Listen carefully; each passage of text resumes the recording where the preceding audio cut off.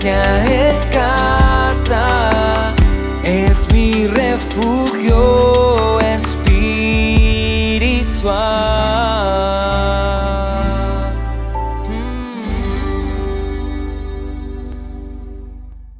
Hola, amada comunidad de mi iglesia en casa.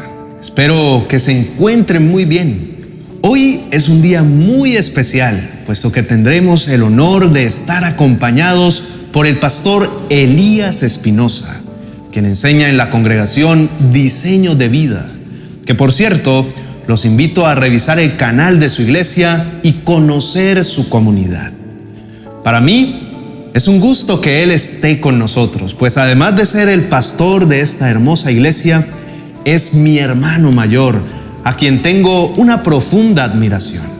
Estoy seguro que el tiempo que tendremos será de gran bendición y aprendizaje. Los invito a que se queden con nosotros. Estaré muy atento a sus comentarios y dispongan su corazón para recibir la hermosa palabra que el pastor Elías nos compartirá el día de hoy. Bienvenidos.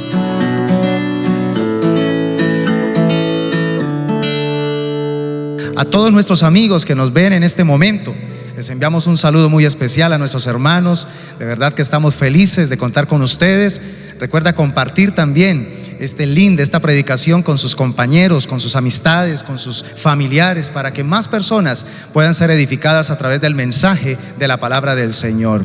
Así que vamos a iniciar orando a Dios y pidiendo su sabiduría, pidiendo al Señor su entendimiento. Padre, te damos gracias. Este es un momento especial en el que tenemos la oportunidad de escuchar una vez más tu consejo, de recibir ese direccionamiento, esa luz en nuestro caminar.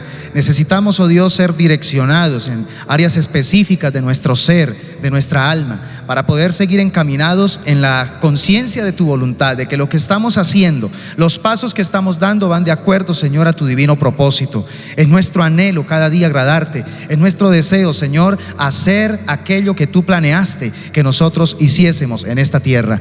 Bendigo a tu pueblo, bendigo a tu iglesia, Señor, que se prepara en este momento para recibir la palabra. Danos, oh Dios, esa mente abierta, danos la disposición. Quita, por favor, los obstáculos, todo distractor sea aplacado bajo tu poder, y permítenos, Dios, que la palabra hoy corra y sea glorificada en nuestros corazones. En el nombre poderoso de Jesús, amén y amén. Gloria al Señor. Quiero que por favor le regale una sonrisa a la persona que está a su lado. Dele la bienvenida, hágalo sentir como lo que debemos hacer sentir a nuestros hermanos en la casa del Señor. Súper bien, porque este es el mejor lugar del universo para recibir del Señor su amor y su misericordia. Aleluya. Vamos a hablar en este momento sobre un tema muy, pero muy importante, y Dios ha venido inquietando mi espíritu de una manera muy fuerte con respecto al tema del discernimiento espiritual. Muy importante que nosotros como cristianos empecemos a trabajar sobre ese aspecto fundamental, el discernimiento. Y quiero tomar como base de la palabra de Dios el libro de Proverbios, Proverbios capítulo 2 versículos 1 al 6, y quiero hoy hacer lectura en la Nueva Versión Internacional, una versión muy hermosa. Quiero que por favor siga conmigo esta lectura, porque de aquí vamos a estar extrayendo algunas verdades importantísimas. Dice la palabra del Señor: Hijo mío, si haces tuyas mis palabras y atesoras mis mandamientos, si tu oído inclinas hacia la sabiduría y de corazón te entregas a la inteligencia, si llamas a la inteligencia y pides discernimiento, si la buscas como a la plata, como a un tesoro escondido, entonces comprenderás el temor del Señor y hallarás el conocimiento de Dios, porque el Señor da la sabiduría, conocimiento y ciencia brotan de sus labios. Quiero que por favor atesore en su corazón y repita allí en lo profundo de su alma esta verdad del versículo 3. Si llamas a la inteligencia y pides discernimiento. Muy importante. A la inteligencia hay que llamarla y hay que pedirle a Dios que nos dé esa facultad de discernir. Yo te voy a explicar hoy de qué se trata este concepto de discernimiento espiritual. Y quiero comenzar con la ilustración de un niño pequeño que no tiene la capacidad precisamente de discernir o de distinguir entre el biberón que le prepara su mamá y el recipiente con veneno que se encuentra en el piso allí del apartamento para matar cucarachas. Estos dos recipientes, tanto el biberón como el recipiente que tiene este veneno, cualquiera de los dos para él son una opción para llevar a su boca. El niño no es capaz de distinguir, de discernir, no tiene la facultad de buscar la diferenciación entre lo que le conviene y lo que le puede destruir. Y de hecho, cuando uno, por ejemplo, tiene esa facultad de percibir algo que no es tan obvio, por ejemplo, cuando lee un buen libro, o por ejemplo, cuando mantiene una conversación con un amigo, con una persona, o cuando, por ejemplo, le está pasando algo, cuando enfrenta una circunstancia adversa, cuando de pronto siente que está recorriendo una circunstancia que lo está sacudiendo, pero si logra, en medio de eso, de esa situación, discernir algo que no es tan obvio, eso es lo que llamamos precisamente discernimiento, conocimiento, la capacidad de entender que hay un algo, en ese algo que va a terminar haciendo algo en su vida.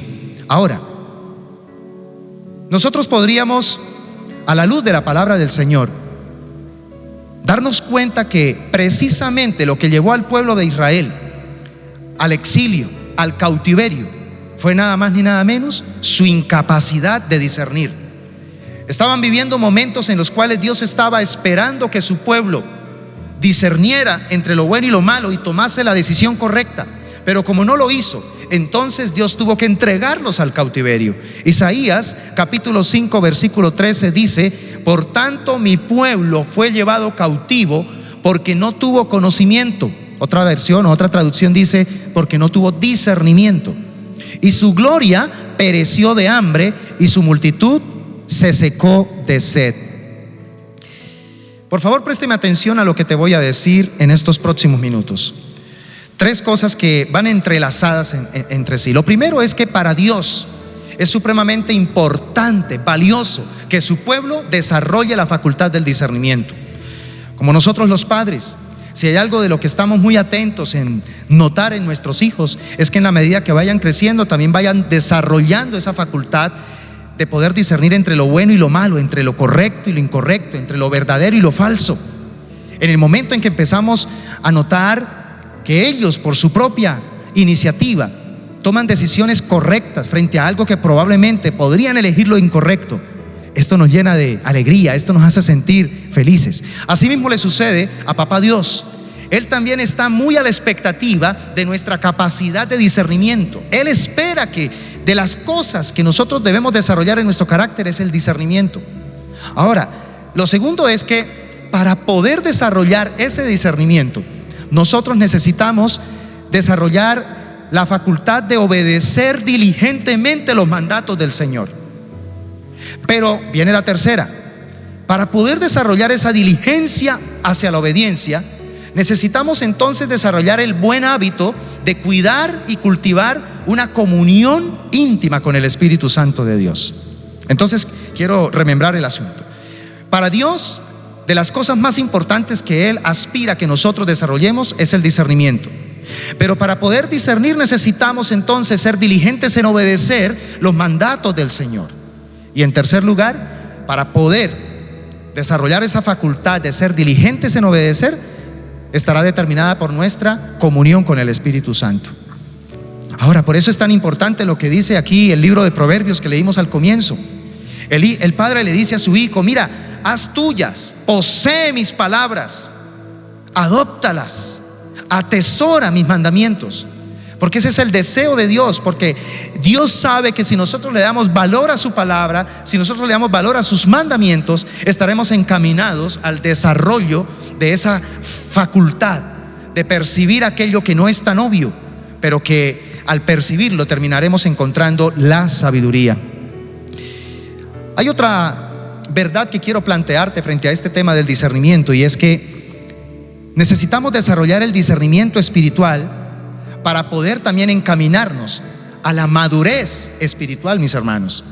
Nosotros no podemos madurar, que es el propósito también de nuestra vida en Cristo, ser cada día como Cristo. Pero esto no se va a dar si nosotros no desarrollamos la facultad del discernimiento.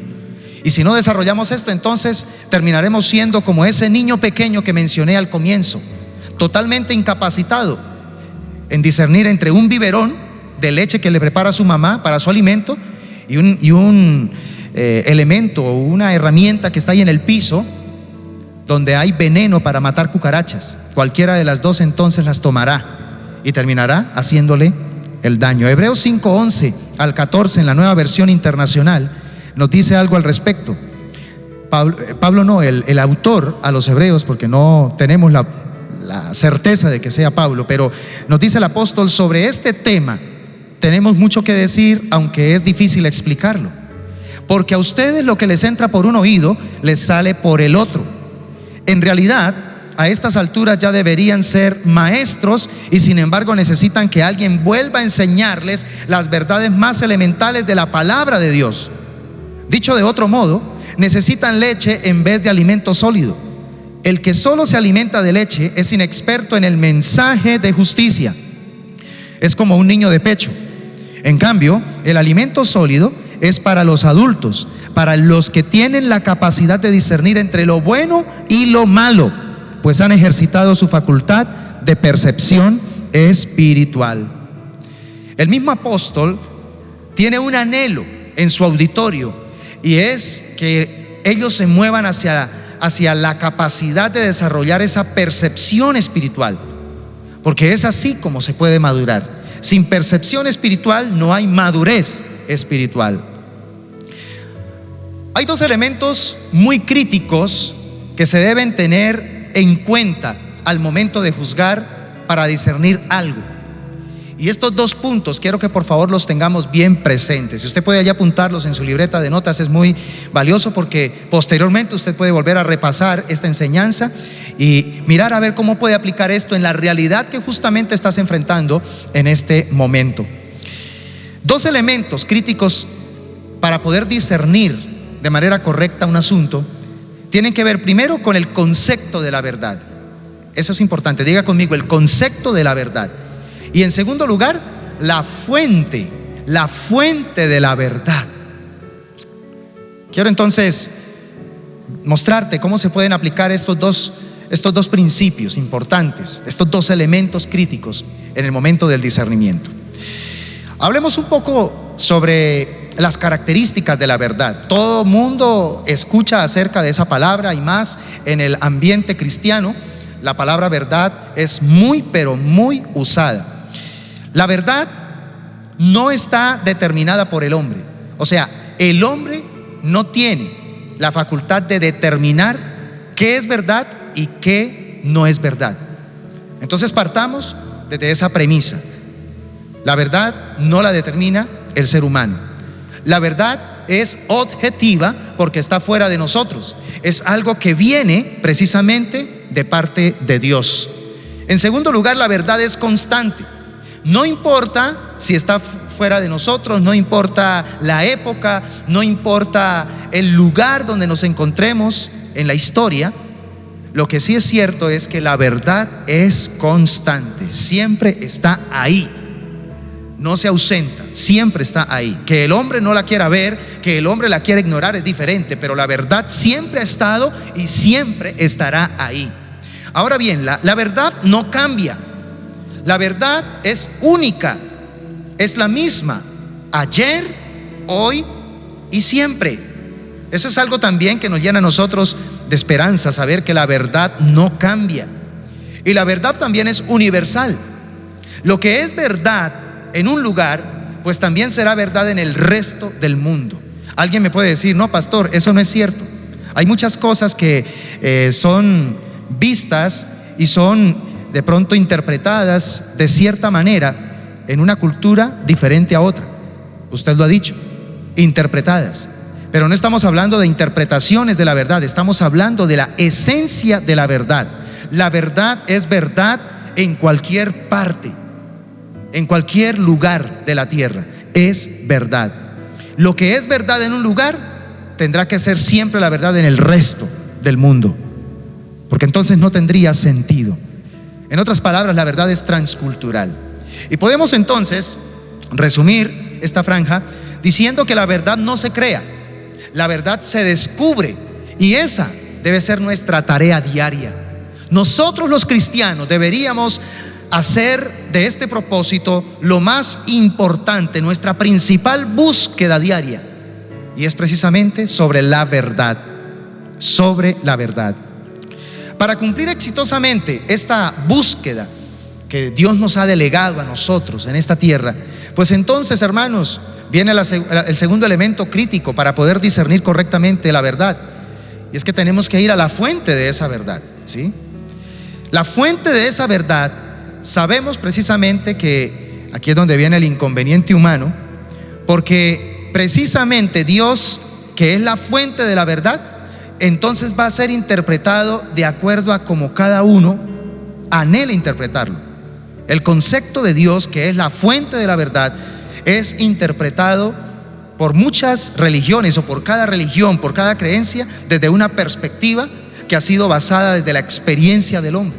Y es por eso que nos damos cuenta entonces que cada religión, cada credo, cada filosofía tiene una manera de percibir a Dios.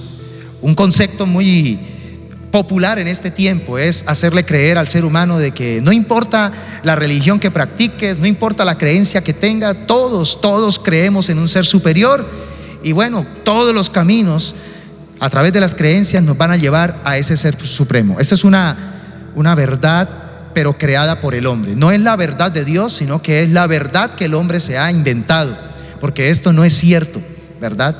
No es el hombre construyendo la verdad. La verdad no se construye, la verdad es increada. La verdad es Dios mismo. Esto es lo que hace que el evangelio sea diferente al resto de cualquiera de las religiones, creencias, filosofías humanas. Porque el evangelio no es la postura del hombre para ayudar al hombre. No, el evangelio es el mensaje de Dios para la humanidad. Y ese mensaje no es solamente algo verbalizado, sino es algo encarnado. Es el mensaje que viene al hombre no solamente con palabras, sino con demostración literal, haciéndose hombre. Dios haciéndose hombre para decirle al hombre qué es la verdad y cómo se puede accesar a esa verdad. Entonces, sabemos que Dios es la fuente de la verdad. Y el asunto es que el concepto que nosotros tengamos acerca de Dios va a influenciar nuestro concepto de la verdad, y por ende el concepto que nosotros tengamos de la verdad es el que va a determinar nuestro discernimiento. Entonces lo uno nos lleva a lo otro. Importante tener claro el concepto de la verdad y la fuente de la verdad para poder también tener un correcto discernimiento de la verdad. Y entonces aquí es donde entra en escena algo que de pronto se hace muy controversial o ha sido controversial para el ser humano, no solamente en esta época, sino desde siempre. Y tiene que ver entonces con el papel de Dios y su revelación. Diga conmigo, el papel de Dios y su revelación. Dios, que es la verdad, ha decidido revelar su verdad. Y esta verdad es nada más ni nada menos que la Biblia. Y yo quiero llamar tu atención, mi amado hermano.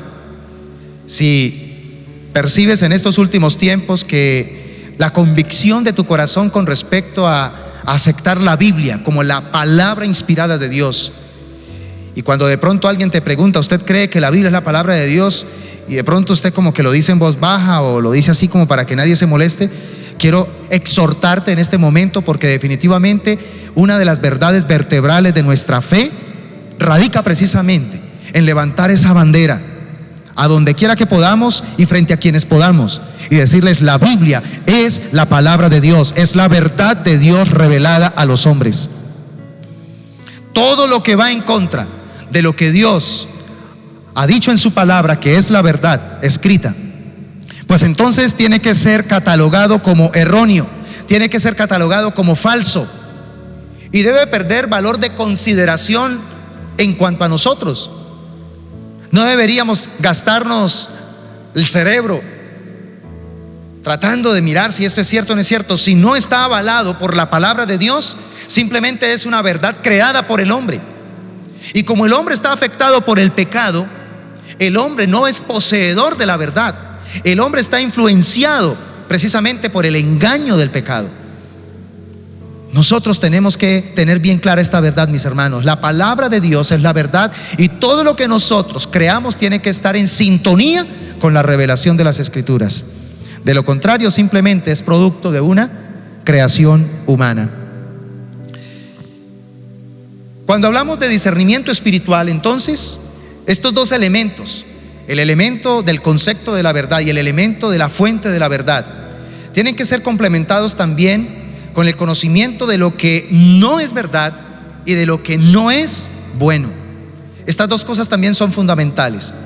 Pero yo voy a saber que algo no es bueno o que algo no es verdad si tengo claro estos dos elementos. Por eso, permítame por favor hacer en los próximos minutos unas observaciones al respecto.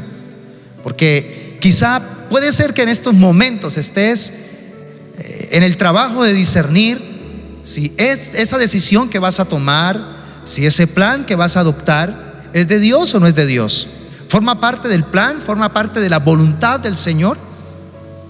Y entonces le has estado pidiendo a Dios discernimiento, le has estado pidiendo a Dios la capacidad de poder tener la certeza de que lo que vas a hacer es lo que Dios quiere que tú hagas. Este mensaje te puede aportar algunos elementos para que disciernas. Por ejemplo, solo porque algo produce resultados no significa que sea verdadero o que sea bueno. Tenga en cuenta, por favor, esta observación. El hecho de que hagas algo y te produzca ciertos resultados, eso no te va a garantizar de que lo que estás haciendo es la voluntad de Dios, es lo que realmente glorifica a Dios. ¿Sabe que en el mundo secular esto se conoce como pragmatismo? El pragmatismo es precisamente esa filosofía que apunta a valorar las cosas por los resultados. E incluso vivimos en una época donde esto se está aplicando no solamente a las cosas, sino también a las personas. Si veo que alguien es productivo para mí, entonces lo valoro y le doy un valor bueno y un valor también verdadero. Sin embargo, esto puede ser algo útil con respecto a, no sé, a la invención de una máquina. Esto puede ser útil para todo lo que tenga que ver con los artículos, los elementos, para descubrimientos de la ciencia. Pero esto no es necesariamente útil para el desarrollo moral de una persona, ni para el desarrollo moral de una iglesia, ni mucho menos para el desarrollo moral de la sociedad. Tener de pronto como estándar para poder catalogar si algo es bueno y verdadero, solo porque da resultados, no garantiza que estemos en lo correcto.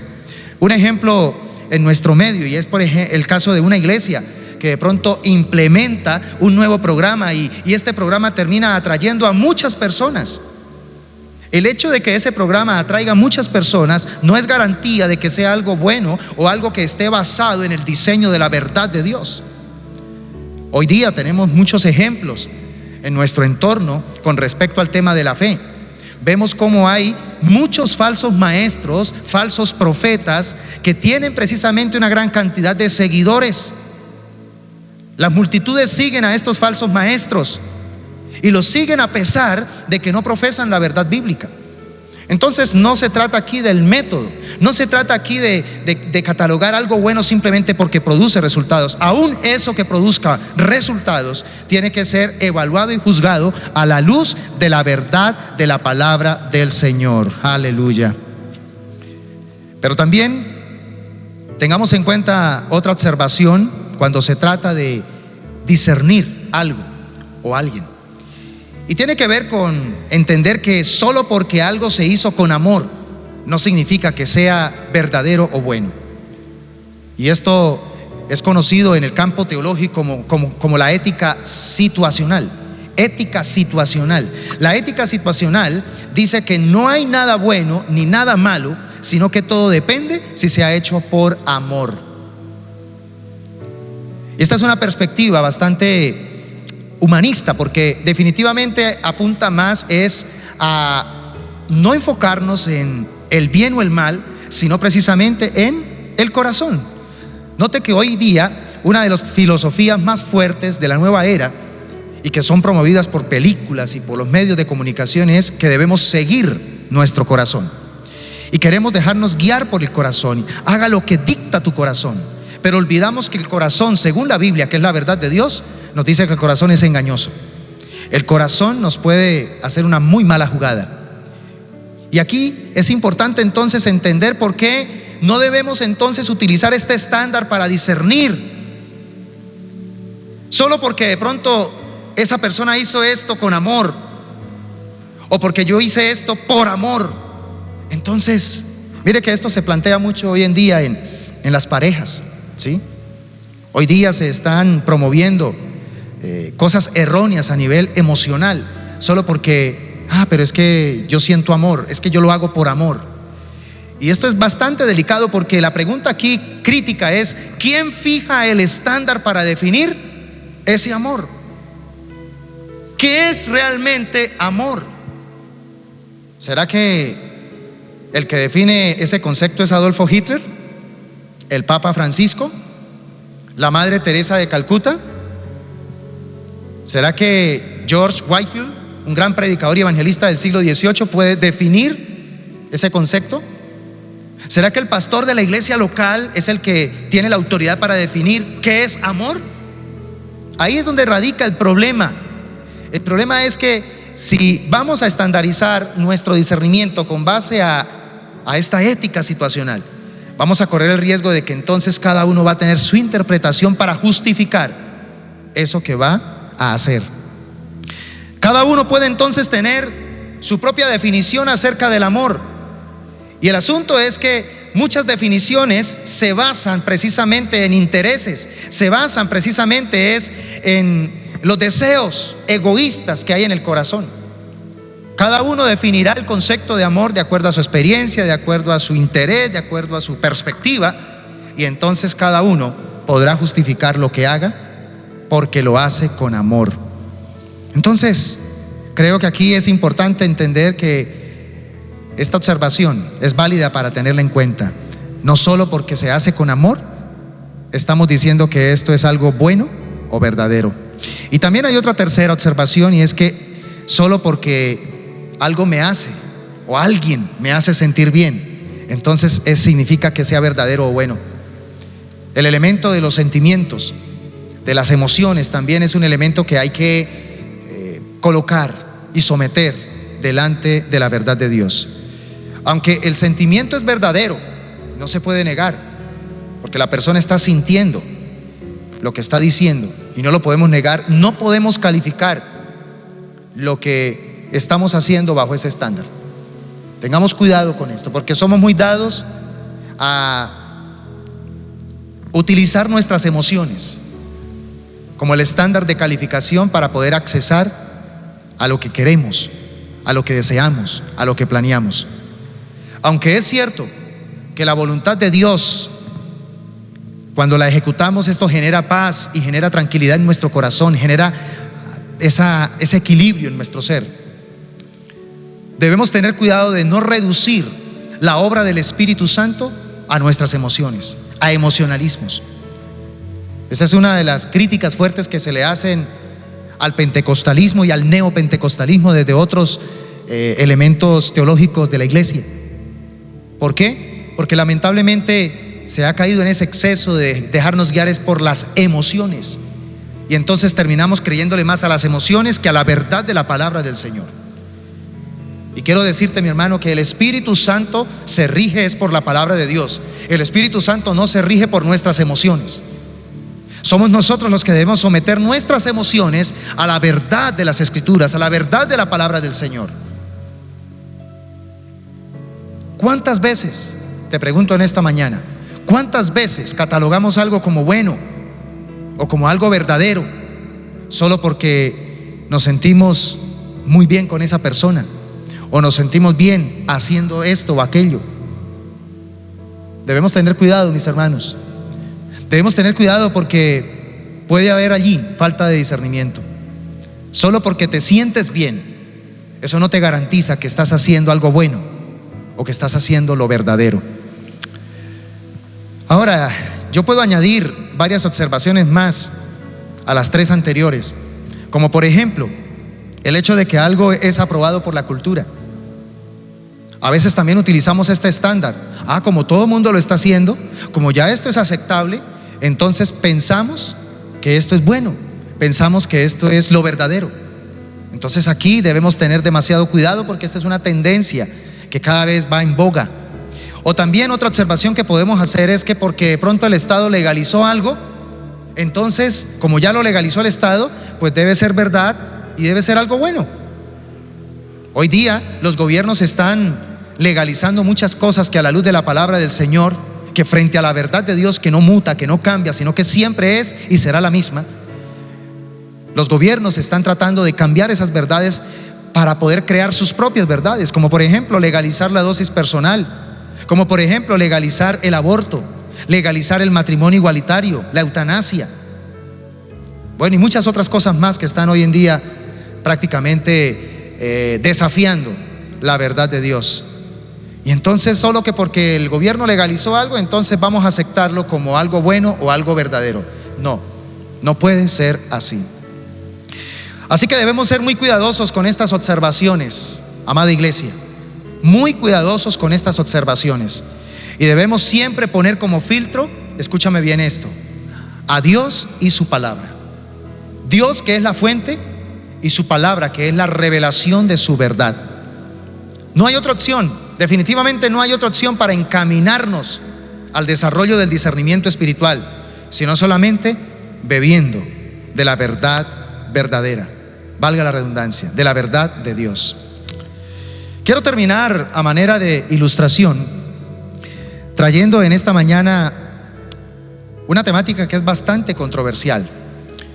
Y quiero preguntarte, ¿qué dicta tu discernimiento espiritual, por ejemplo, con la práctica tan de moda hoy día, aún dentro de la iglesia, de tatuarse la piel? Este es un tema muy controversial, muy común, muy popular en este tiempo. Y bueno, este es un tema que quiero plantearlo sobre todo para dejarte inquietud, ¿sí?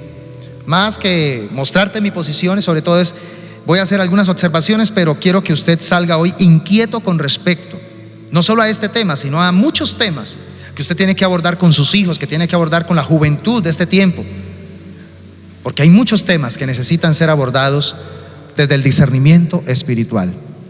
Dos consejos importantes que yo quiero plantearte frente a un tema tan controversial como este, y es que en primer lugar debemos no ser simplistas. Diga conmigo, no debo ser simplista. Y en segundo lugar, debo cuidarme del orgullo. Estas dos cosas siempre serán fundamentales para poder abordar con responsabilidad temas delicados, temas sensibles, temas controversiales como estos. Porque cuando hablamos de no ser simplistas, es no quedarnos en ese plano donde de pronto viene nuestro hijo y nos hace una pregunta y nosotros de una vez le sacamos la Biblia. No, eso es pecado porque la Biblia dice esto y esto y esto. Y entonces somos radicales y cortamos los vínculos de conexión, de comunicación con nuestros hijos, cuando de pronto existía la posibilidad a través de esa inquietud de empezar a hablar a su corazón. Entonces, miremos por ejemplo el tema de no ser simplistas. Detrás del tema, por ejemplo, de tatuarse la piel, hoy día ya existen estudios serios, estudios hechos nada más ni nada menos que por universidades, estudios científicos que han logrado, escúchame esto, realizar una asociación en algunas de estas prácticas. Esos estudios científicos, a través de todo el método científico de investigación que han utilizado, han llegado a conclusiones interesantes, y es que muchas de esas prácticas, por ejemplo la de los tatuajes, la de las perforaciones en el cuerpo, lo que llamamos los piercings, son conductas que están relacionadas con alto riesgo. En muchos de esos estudios se dieron cuenta que precisamente esas conductas están relacionadas también con desórdenes alimenticios, están relacionadas también con el uso de sustancias químicas. Pero también alguien puede decir, pastor, pero eso no es cierto, no es mi caso, no es lo que yo he visto. Estos estudios han arrojado resultados también muy directos de que están relacionados también, por ejemplo, con la depresión. Estamos viviendo la mayor época de depresión en el planeta Tierra. Es más, superamos la depresión que se vivió en los tiempos de la Primera y de la Segunda Guerra Mundial. Porque recuerden que las guerras mundiales generan una capa o un manto de depresión global. Y en este tiempo la humanidad, recuerde que estamos en el tiempo pospandemia, estamos viviendo una época de muchísima depresión. Depresión al punto donde no solamente los jóvenes y los adultos, sino aún hasta los niños están enfrentando episodios muy seguidos de depresión. Entonces, no solamente está relacionado con las sustancias químicas, con los desórdenes alimenticios, con conductas de alto riesgo, sino también con la depresión y también con algunos problemas de conducta, ¿sí? Problemas de conducta, problemas donde falta sometimiento a la autoridad. Lo que quiero decirte entonces que, por ejemplo, en un tema como este no es tan simple abordarlo. Debemos aprender a documentarnos. Debemos empezar a buscar también información seria, responsable, que sepamos llegarle a nuestros hijos. También no solamente con información religiosa, sino también con información médica, información científica. El hecho de que de pronto su hijo se acerque y le diga: papá, estoy pensando y tengo el deseo de mandarme a colocar un piercing o de pronto de mandarme a tatuar, es una bonita oportunidad, no para que usted de una vez lo corte, sino para que usted empiece a indagar qué es lo que está llevando a su hijo a tomar esa decisión. Y qué bonito que lográramos descubrir las razones y nos sorprenderíamos y llegaríamos a la conclusión de que nosotros mismos, prácticamente los padres, somos los principales causantes de esas decisiones. Mis hermanos, las cosas no son tan simples y por eso debemos reflexionar con seriedad, pero también debemos tener esa capacidad de escudriñar las Sagradas Escrituras, buscando evidencia disponible antes de que nosotros emitamos algún juicio. Una de las cosas, por ejemplo, que analizo a la luz de este tema de los tatuajes es la relación que encontramos precisamente en el Nuevo Testamento con el Antiguo Testamento en cuanto al tema del cuerpo. En el Nuevo Testamento se nos dice que el cuerpo del cristiano, no del impío, es templo del Espíritu Santo. Y en el Antiguo Testamento nos damos cuenta que la religión judía giraba en torno al templo. El elemento más importante que se convertía en algo céntrico para la fe judía era el templo. Y por eso es que David genera un proyecto de construir un templo maravilloso. Su hijo Salomón lo construye.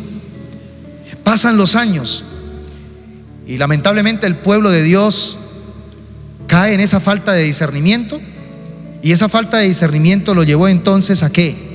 A alejarse de Dios.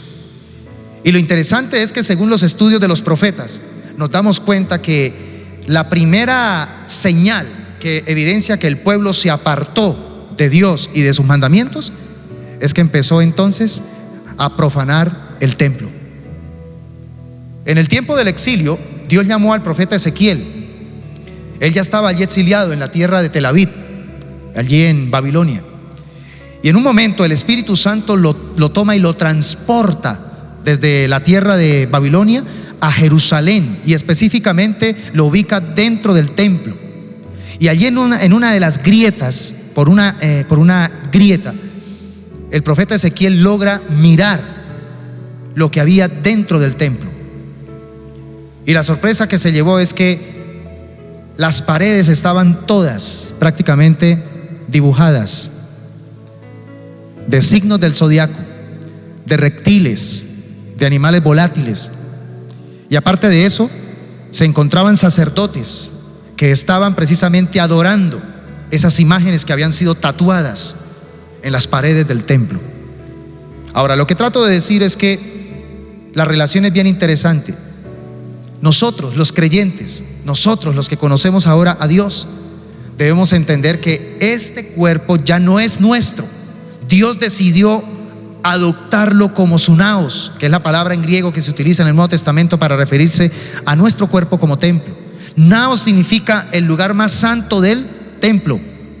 Dios decidió hacer de nuestro cuerpo el lugar más santo para Él vivir, y por tanto ya no nos pertenecemos.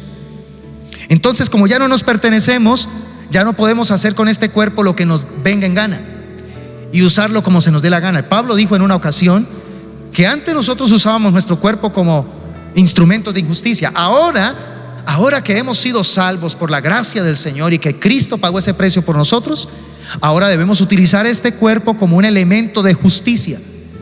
Eso significa que debemos ahora hacer uso correcto, uso adecuado para el Señor. Un templo se usa exclusivamente para el propósito de la deidad. Cuando el templo se empieza a usar de manera diferente, que no honra a la deidad, entonces estamos deshonrando a esa deidad y se pervierte el propósito de ese templo. Entonces lo mismo sucede con nuestro cuerpo. Nuestro cuerpo tiene que ser usado de acuerdo al propósito del que ahora le pertenecemos. Estoy haciendo mi análisis personal, pero al punto que quiero llegar es que este análisis no es para decir esto es bueno, esto es malo, hay que hacerlo, no hay que hacerlo, se puede hacer, no se puede hacer. Es el mismo método de Jesús. Cuando a Jesús le hacían una pregunta, Él no daba la respuesta así directa. Él utilizaba, por ejemplo, parábolas. Él contaba una historia y dejaba que de una vez la mente de los oyentes volara y ellos mismos tenían que encontrar la respuesta. Porque la verdad es algo que tenemos que descubrir. Tenemos un problema en la iglesia actual y es que nos encanta imponer la verdad. Y yo quiero decirte que la verdad de Dios no se impone. La verdad de Dios es revelada. Dios revela la verdad a aquellos que la buscan. Y con nuestros hijos debemos llevarlos a que ellos mismos busquen esa verdad y que esa verdad sea revelada a su espíritu para que ellos terminen tomando decisiones correctas al respecto.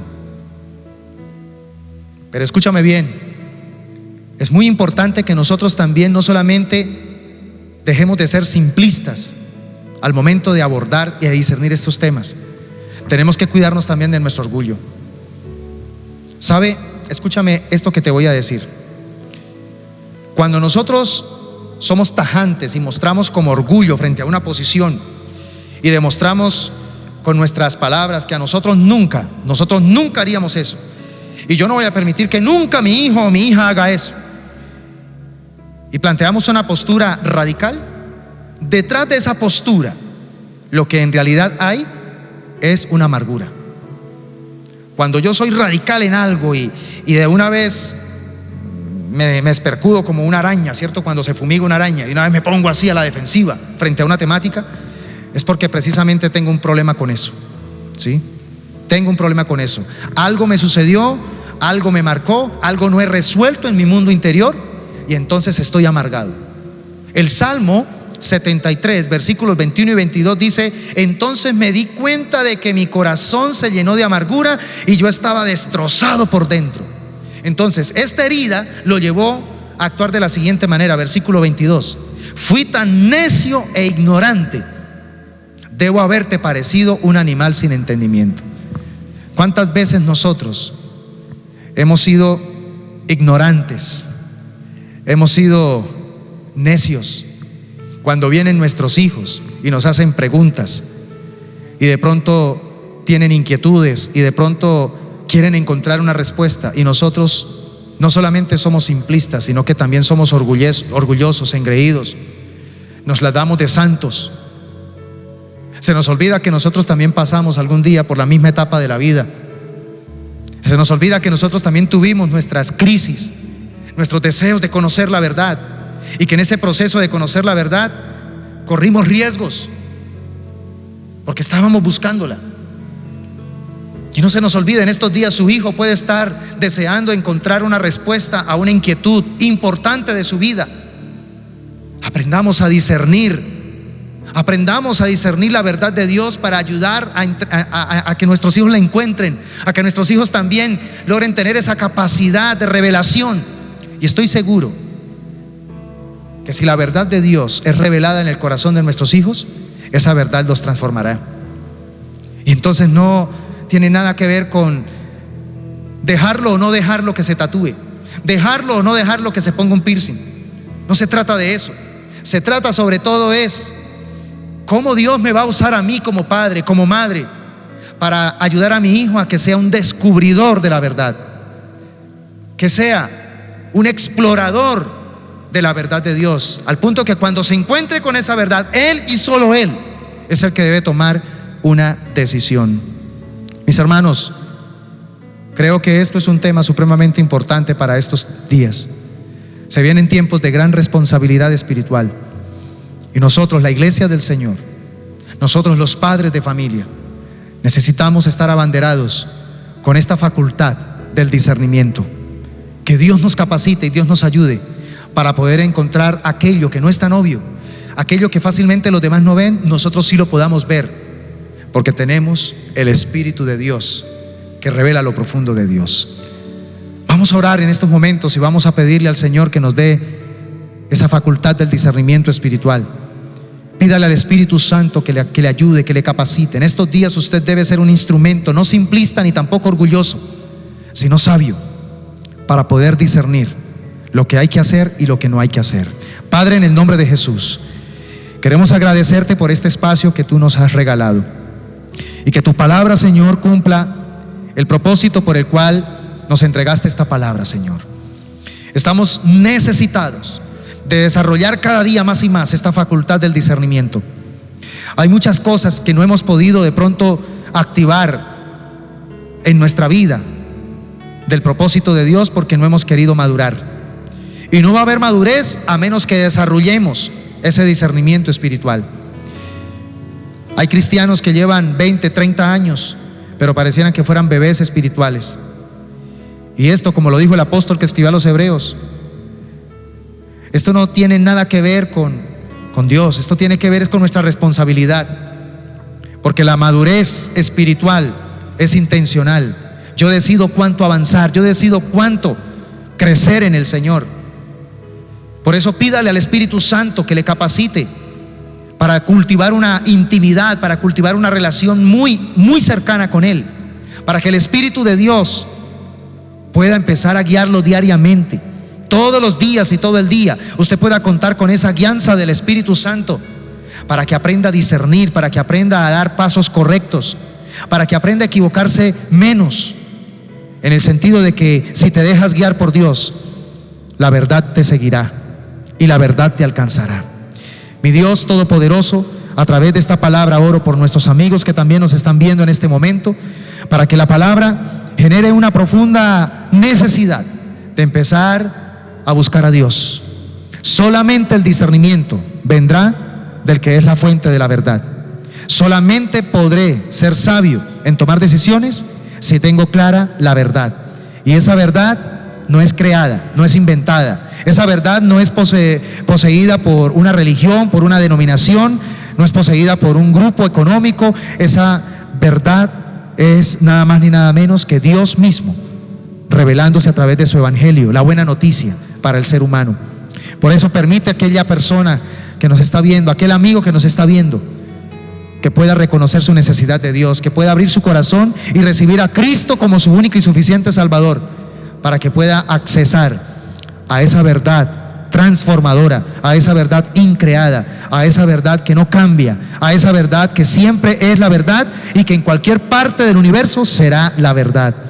Oh maravilloso Señor, bendito eres, y recibimos en nuestro corazón esta palabra y la aceptamos en nuestro corazón. En el nombre poderoso de Jesús te damos muchas gracias. Amén y amén. Gloria al Señor. Que Dios añada bendición a través de esta palabra que Él nos ha entregado en este momento, y que usted pueda compartir también con su familia y con la mayor cantidad de personas que conoce este mensaje. Sé que muchas almas, muchas personas lo necesitan, y si usted se deja usar por Dios, estará llegando en el momento correcto con una palabra adecuada. Que Dios les bendiga, mis hermanos, a todos nuestros amigos, bendiciones, gracias por acompañarnos, y que el Señor siga manifestando su gracia, y nos vemos pronto. 365 devocionales para experimentar milagros cada día. Un libro que te ayudará a iniciar cada día de este 2023 bajo la bendición del Rey del Universo. Mi iglesia